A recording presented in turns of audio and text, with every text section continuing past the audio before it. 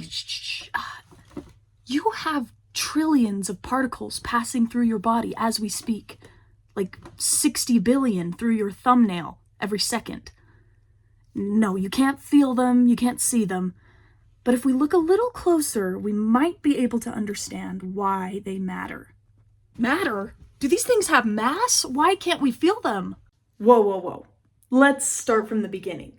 These particles are called neutrinos, and they don't affect our bodies. In fact, they rarely interact with any type of matter at all. That's why they're so hard to detect. So how do we know they even exist or what they do? In the 1930s, physicist Wolfgang Pauli was studying the constant nuclear reactions occurring on the sun. But something was missing. Since we know energy can't be created or destroyed, there must be some sort of energetic byproduct that they were missing. In 1934, Enrico Fermi officially named them neutrinos, Italian for little neutral one.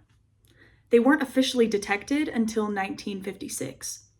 Scientists use huge underground detectors to study them. Since they have no electrical charge and interact only weakly with other matter, they're incredibly hard to detect. They use chlorine atoms as a type of bait. When the neutrino hits the chlorine nucleus, it turns into argon, an element we can actually measure. Neutrinos are kind of like the biker in this video, just small enough and just fast enough to weave in between traffic without interacting with any of the cars. These detectors are like a packed bumper-to-bumper parking lot. The motorcycle, the neutrino, isn't going to be able to get through without crashing into at least a couple other cars, or chlorine nuclei. So why do we need to study them at all? Well, first of all, neutrinos were released approximately immediately after the Big Bang. So whatever we think we know about the Big Bang and the early universe, neutrinos know more. Secondly, as tiny as they are, neutrinos actually do have mass, which means they have a gravitational pull. We need to take that into account when taking really precise measurements. But the coolest reason we use neutrinos is to detect supernovas before they happen.